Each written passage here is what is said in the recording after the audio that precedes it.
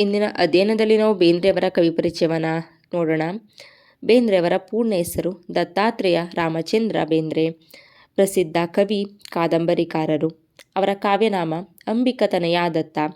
ಅವರ ಜನನ 31/1/1896. ಅವರ ಜನ್ಮಸ್ಥಳ ಧಾರವಾಡ.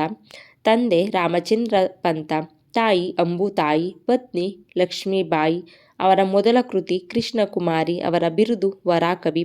ಅವರ ಮರಣ 26/10/1981 ಮತ್ತು ಅವರಿಗೆ 1974ರಲ್ಲಿ ಬೇಂದ್ರೆಯವರ ಕವನ ಸಂಕಲನವಾದ 4 ತಂತಿಗಾಗಿ ಭಾರತದ ಅತ್ಯುನ್ನತ ಪ್ರಶಸ್ತಿಯಾದ ಸಾಹಿತ್ಯ ಪ್ರಶಸ್ತಿಯಾದ ಜ್ಞಾನಪೀಠ ಪ್ರಶಸ್ತಿಯನ್ನು ನೀಡಲಾಯಿತು. ಹಾಗೂ ಬೇಂದ್ರೆಯವರು ಭಾರತ ಸರ್ಕಾರ ಪದ್ಮಶ್ರೀ ಪ್ರಶಸ್ತಿಗೆ ಭಾಜನರಾಗಿದ್ದಾರೆ. 1968ರಲ್ಲಿ ಅವರ ಪ್ರಮುಖ ಕೃತಿಗಳನ್ನು ನೋಡೋದಾದರೆ ಕೃಷ್ಣಕುಮಾರಿ, ಗರಿ, 4 ತಂತಿ, ಸಖಿಗೀತ, ಹುಯ್ಯಾಲೆ, ನಾದಲೀಲೆ, ಹರಳು ಮರಳು ಇತ್ಯಾದಿ. ಅವರ ನಾಟಕಗಳು ತಿರುಕರ ಪಿಡುಗು, ಉದ್ಧಾರ, ನಗೆಹೊಗೆ, ಹುಚ್ಚಾಟಗಳು ಇತ್ಯಾದಿ.